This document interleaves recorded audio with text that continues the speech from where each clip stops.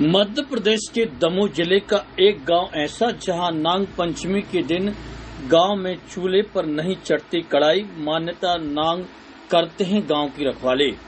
मध्य प्रदेश के दमोह जिले के पटेरा ब्लॉक में आने वाले नागमणि गांव में लोगों के घरों में काले सांप घूमते रहते हैं, लेकिन लोग इनसे डरते नहीं हैं। नाग पंचमी पर्व के दिन यहाँ चूल्हे पर कढ़ाई नहीं चढ़ती है। इस दिन केवल बाटियां बनाई जाती हैं। यदि किसी ने चूल्हे पर कढ़ाई चढ़ा दी तो तत्काल काले सांप प्रकट हो जाते हैं, जिनसे माफी मांगने और पूजा करने के बाद वह चले जाते हैं।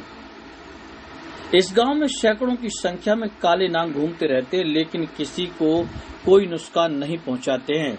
वर्षों से इस गांव के लोग अपने पूर्वजों की परंपरा को निभाते हुए नाग पंचमी के दिन मंदिर में जाकर दाल बाटी बनाकर नाग देवता को भोग लगाते हैं। इस दिन गांव के किसी भी घर में चूल्हे पर कढ़ाई नहीं चढ़ती है और न ही पकवान बनते हैं। बताया जाता है कि कई वर्ष पहले किसी महिला ने पकवान बनाने का प्रयास किया था, लेकिन उसके घर में सैकड़ों की संख्या में नाग निकल आए थे। डरे सहमे लोग मंदिर पहुंचे और नाग देव से माफी मांगी तो घर में सभी नाग जमीन में समा गए। गांव के लोगों का मानना है कि उनके गांव की रक्षा स्वयं नाग देवता करते हैं, इसलिए गांव का कोई भी व्यक्ति नाग देखकर भयभीत नहीं होता है। नाग देव के जोड़ों की है प्रतिमा। गांव के बुजुर्ग बताते हैं कि उनके गांव में नाग देवता के जोड़ों की प्रतिमा है और उनके गांव का नाम भी नागमणि है। उनके पूर्वजों ने नाग देवता की शक्ति का आभास हुआ है, इसलिए वह लोग अपने पूर्वजों की मान्यता का पालन कर रहे हैं। इस गांव की यह भी मान्यता है कि कई साल पहले नाग पंचमी के दिन किसी घर में पकवान बनाने के लिए चूल्हे पर कढ़ाई चढ़ाई गई थी तो उसमें एक नाग गिरकर मर गया था। तब से इस गांव में नाग पंचमी पर कढ़ाई नहीं चढ़ाई जाती है, क्योंकि इनकी आस्था विश्वास है कि नाग उनके गांव की रक्षा करते हैं। 70 वर्षीय भूपत तिवारी ने बताया कि उनके पूर्वजों ने बताया था कि कई साल पहले गांव में किसी ने नाग पंचमी के दिन पकवान बनाने के लिए जैसे ही चूल्हे पर कढ़ाई चढ़ाई तो घर में अचानक ही सैकड़ों नाग निकल आए, जबकि उन्हें पता था कि इस दिन कढ़ाई नहीं चढ़ाई जाती है। परिवारों के लोगों ने जब मंदिर जाकर माफी मांगी तब जाकर नाग घर से गायब हुए। हाकम सिंह बताते हैं कि यहाँ काले नाग को मारा नहीं जाता, बल्कि वह गांव की रक्षा करते हैं और आज तक गांव के किसी भी व्यक्ति को नाग से नुकसान नहीं हुआ है, न किसी की मौत सांप के डसने से हुई है। गांव की परंपरा है कि नाग पंचमी के दिन किसी भी घर में पकवान नहीं बनाए जाते और चूल्हे पर कढ़ाई नहीं चढ़ाई जाएगी। यदि ऐसा किया गया तो नाग देवता कुछ ही देर में प्रकट हो जाते हैं। दादाजी, नागमणि गांव की विशेषता क्या है? नागमणि गांव की विशेषता यह है कि जो गांव पहले भनगंजा ठाकुर के नाम से था, राजपूत हैं भनगंजा ठाकुर जी, उनकी यह बस्ती है।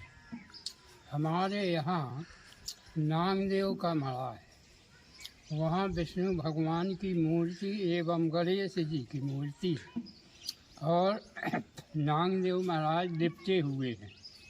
2 डबल मूर्ति है नागदेव की। हमारे यहाँ नाग पंचमी का समारोह भी मनाया जाता है और यहाँ पर हरा चढ़ाए जाते हैं, सुबह दूध भी चढ़ाया जाता है और गकरिया नारियल चढ़ाए जाते हैं। और हमारे यहाँ उस दिन चूल्हा नहीं जलता है, चाहे रिश्तेदार आवे चाहे कोई भी आवे, चूल्हा नहीं जलता है। पुराने बुजुर्गों के समय में उनके बताने के अनुसार ऐसा होता है कि इस गांव में चूल्हा जो जलाता है वहाँ भी प्रकट हो जाते और उसके बाद पूजा करनी पड़ती है, जब वे समाते हैं। और अभी तक हमारे यहाँ नागमणि में जो भी जन्मा है, यहाँ जन्म हुआ है और जो यहाँ के पुराने मतलब में सदस्य रहने वाले हैं, वो यहाँ से छोड़ के चले गए थे।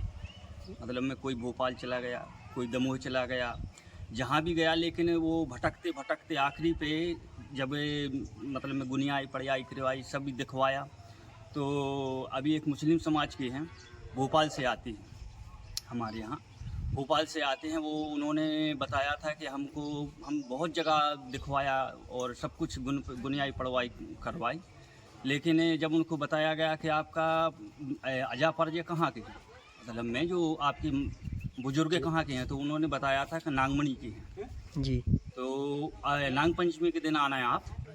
नाग पंचमी के दिन वो वहाँ से भी आते हैं, वहाँ से आते हैं तो यहाँ गकड़ियाँ बनाते हैं और उनका पूजन करते हैं और का नाम से फिर वो चले जाते हैं। और अभी भी हमारे यहाँ इतनी मतलब में बड़ी सिलाट है और इतने मतलब में जब यहाँ ये मड़ा बना था ना, तब हम लोगों ने खुदाई की थी मड़ा बनाने के लिए, उनके लिए स्थान बनाने के लिए।